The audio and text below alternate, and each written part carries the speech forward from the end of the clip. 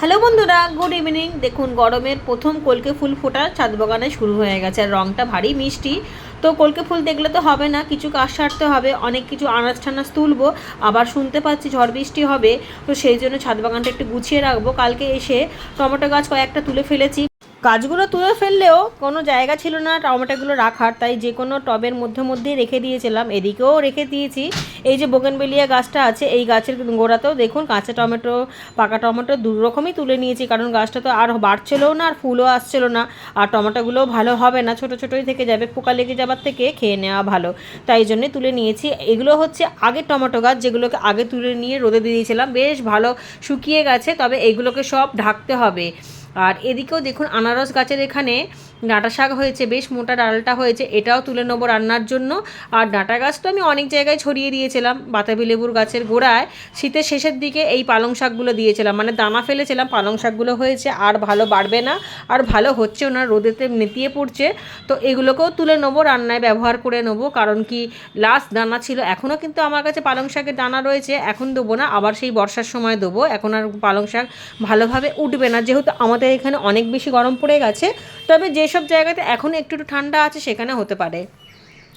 আর এই শিম গাছটার অবস্থা ভীষণ খারাপ, শিম হচ্ছে কিন্তু কম হচ্ছে, তাই জন্য রেখে দেবো না। রেখে দেওয়া গেলে কিন্তু হতো, মানে সামনের বছর ওই গাছটা থেকেই শিম পাওয়া যেত, কিন্তু আমি তুলে দেবো, যেহেতু অল্প অল্প শিম হচ্ছে। আর এই লাউটাকেও তুলে নেবো। লাউটা দেখুন পুরো আমের মতো দেখতে হয়েছে, তবে ছোট হলেও দেখতে বেশ ভালো হয়েছে। একটু হলুদ গুঁড়ো নিয়ে এলাম। এই যে এখানে রজনীগন্ধার বাল্ব দিয়েছিলাম, গাছও বেরিয়ে গেছে। আর সবজি তুলতে তুলতে দেখুন কতগুলো সবজি হয়ে গেছে, লাল শাক, ডাঁটা শাক, পালং শাক, অনেক টমেটো, সিম। তবে আরও সবজি তুলে নেবো। আর যেহেতু ঝড় বৃষ্টি হবে সেই জন্য টবগুলোকে সব ঠিকঠাক করে রাখতে হবে। যেগুলো মাটির টব রয়েছে সেগুলোকে একটু ভেতর দিকে রাখবো, আর প্লাস্টিকের টবগুলোকেও একটু ভেতর দিকে বা বাইরের দিকে সেট করে করে রাখবো, যাতে কোনোটাই না পড়ে যায়। আর যেগুলো পড়ে যাবে সেগুলোকে একদম নিচে রাখবো, স্ট্যান্ড থেকে নামিয়ে। কিছু ডাঁটা শাক এখান থেকেও তুলে নেবো। আর এদিকে দেখুন দুটো ব্রকলি গাছে কিন্তু এখনও ব্রকলি হচ্ছে, মানে এসেছে ফুল আর ভালোই বাড়ছে। দেখা যাক কতটা বড় হয়। এটা হচ্ছে আমার ছাদ বাগানের একদম লাস্ট ব্রকলি, আর আমার ব্রকলি গাছ নেই। সমস্ত গাছ থেকে ব্রকলি তোলা হয়ে গেছে, শেষও হয়ে গেছে, ওই দুটোই রয়েছে। আর এদিকেও বেগুন গাছে বেশ ভালো বেগুন এখনও পর্যন্ত হয়ে যাচ্ছে। বেগুন গাছের একটাই শর্ত, খাবার দিলেই বেগুন হবে, এছাড়া বেগুন গাছের আর কোনো ডিমান্ড নেই। এখানেও দেখুন বেশ ডাঁটা শাকগুলো দেখতে বেশ সুন্দর হয়েছে, সবুজ সবুজ। আর নিজের হাতের করা সবজি খাবার থেকে দেখতেই কিন্তু বেশি ভালো লাগে। দেখুন কি সুন্দর সবুজ সতেজ, আর কোনো পোকামাকড়ের উপদ্রব নেই। আমি জল স্প্রে করি, জল দিয়ে স্নান করিয়ে দিই, যেহেতু গরম পড়েছে প্রচুর, তাই এখান থেকে কচি কচি কিছু ডাল তুলে নেবো, আরও রয়েছে। আর যেহেতু ডাঁটা শাক খুব সহজেই হয়ে যায়, তাই জন্য আমি এদিক ওদিক ছড়িয়ে দিই, এর জন্য আমি আলাদা করে কোনো জায়গা করি না। আর এই দেখুন সেই ছেঁড়া ব্যাগটা, ছাদের যে ছেঁড়া ব্যাগটা ভেবেছিলাম ফেলে দেবো, তারপরে ফেলে না দিয়ে এর মধ্যেই বেগুন গাছ লাগিয়ে দিয়েছিলাম। এখান থেকে কিন্তু আমি পরপর বেগুন পাচ্ছি, আর বেগুনের সাইজগুলো মোটামুটি ভালোই হচ্ছে। আবারও ঝিঙে পড়তে শুরু হয়ে গেছে, এই নিয়ে কিন্তু আমার দুবার ঝিঙে নেওয়া হয়েও গেছে। আবারও নতুন করে কড়া এসছে, ফুল এসছে, আবারও ঝিঙে পাবো। আর ঝিঙে গাছটাতে কোনো অসুবিধা হয়নি এখনও পর্যন্ত, ভালোই ফল দিয়ে যাচ্ছে। আর এই যে পাতা টাতাগুলো ঢেকে রেখেছিলাম এখন খুলে দেবো, আবারও ঢেকে রাখবো, কারণ ঝড় বৃষ্টিতে, যদিও বা আমাদের এখানে ঝড় বৃষ্টি খুব একটা বেশি হচ্ছে না, তবু অল্প অল্প বৃষ্টিতে যাতে ভিজে না যায় সেই জন্য সমস্ত কিছু ঢেকে রাখবো। আজকে ধুদুলগুলোও তুলে নেবো, তিনটে হয়েছে, বেশ বড় বড় হয়েছে। আর ধুদুল যেহেতু প্রথমবার আমি করেছি, তাই বুঝতে পারছি না যে আর একটু বড় করবো কি না। যদি ঝিঙের মতো যদি জালি হয়ে যায় তাহলে তো খাওয়াই যাবে না, তাই মোটামুটি থাকতেই তুলে নিলাম। আর এদিকের এই লাউটাও আজকে তুলে নেবো, আজকে লাউটার নিরামিষ বড়ি দিয়ে করব।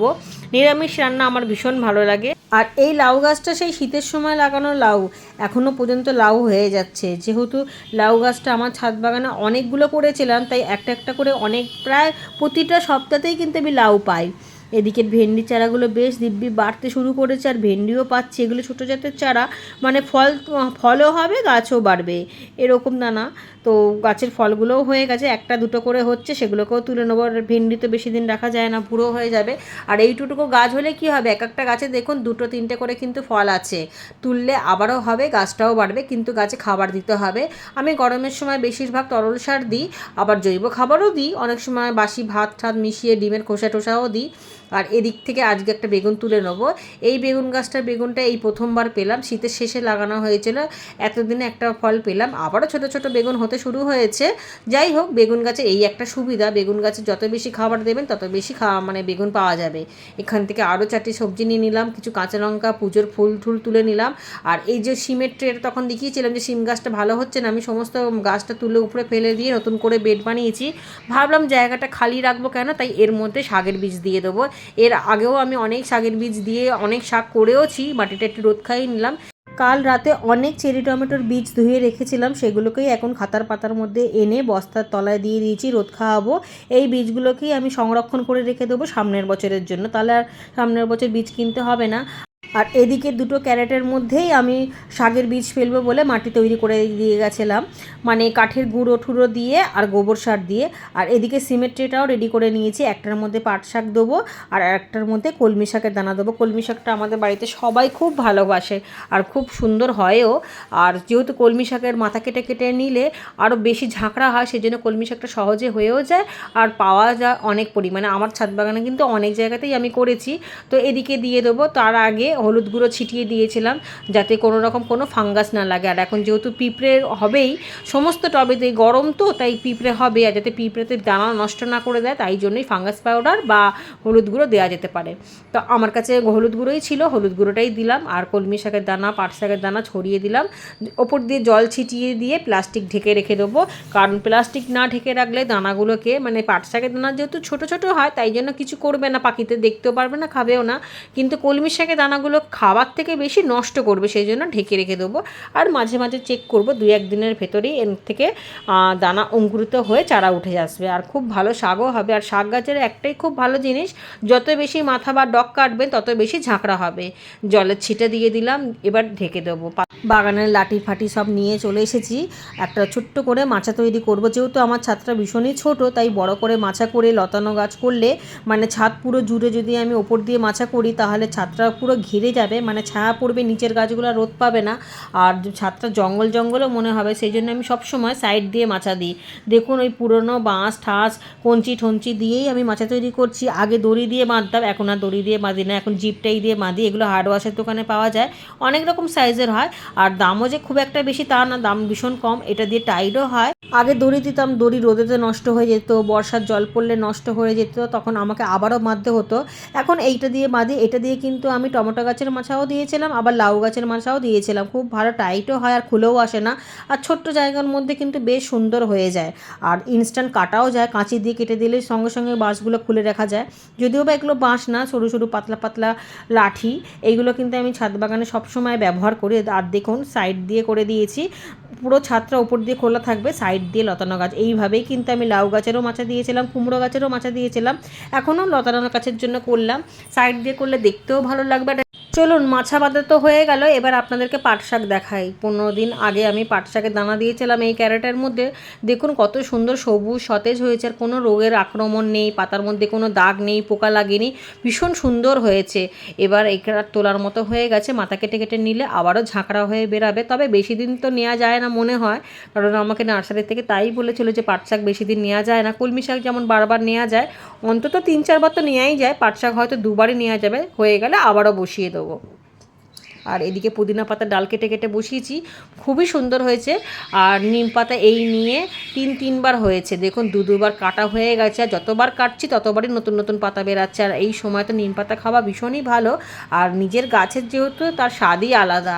বললাম না, খাবার থেকে দেখতে বেশি ভালো লাগে। দেখুন এটা যে হয়েছে এটাই অনেক, আর যেটুকুনি হয়েছে সেটুকুনি যথেষ্ট, কারণ নিম পাতা তো বেশি খাওয়া যায় না। আর এই ক্যারেটগুলো যে ঢেকে রেখেছি, মাঝে মাঝে কিন্তু চেক করতে হবে যে যাতে খুব বেশি জল না থাকে, আবার খুব বেশি শুকনো না হয়, একটু যাতে ময়েশ্চার ভাব থাকে, সেই জন্য চেক করে নিলাম। যখনই দেখবো অঙ্কুরোদ্গমন হয়ে গেছে তখনই এই প্লাস্টিকটা খুলে দিতে হবে। এদিকে একটা গন্ধরাজ লেবুর পাতাও নিয়ে নিলাম ডালে দেবো বলে, আর কিছু লাল শাকও তুলে নেবো আজকে। আর লাল শাকেরও মাথা কেটে কেটে নিলে আবারও ঝাঁকড়া হবে। এই ক্যারেট থেকেও কিছুটা লাল শাক তুলে নিয়েছি, আর খানিকটা কলমি শাকও তুলে নিয়েছি, কলমি শাকেরও মাথা কেটে কেটে তুলে নিয়েছি। তবে মাথা কাটার সময় কিছু কিছু শেকড় উঠে আসে, শেকড় উঠে এলে কিন্তু সেখানে তো আর গাছ হবে না, সেই জন্য খুব সাবধানে ওপর দিয়ে শুধু মাথাটাই কাটতে হবে। এরপরে এই ব্যাগগুলো পুরো ভরে যাবে। এদিকে বেশ কিছুটা দানা এনে রোদে শুকনো করতে দিয়েছি, যেমন টমেটোর দানা, তারপরে কুমড়োর দানা, তরমুজের দানা সমস্ত কিছু এগুলো রোদে দিলাম। এগুলো রোদ খাইয়ে কিছু জিনিস তুলে দেবো, আবার কিছুটা বীজ মাটিতে রোপণও করে দেবো। তো ঠিক আছে বন্ধুরা, আজকের ভিডিওটা আমি এখানেই শেষ করলাম। সবাই খুব ভালো থাকবেন, সুস্থ থাকবেন।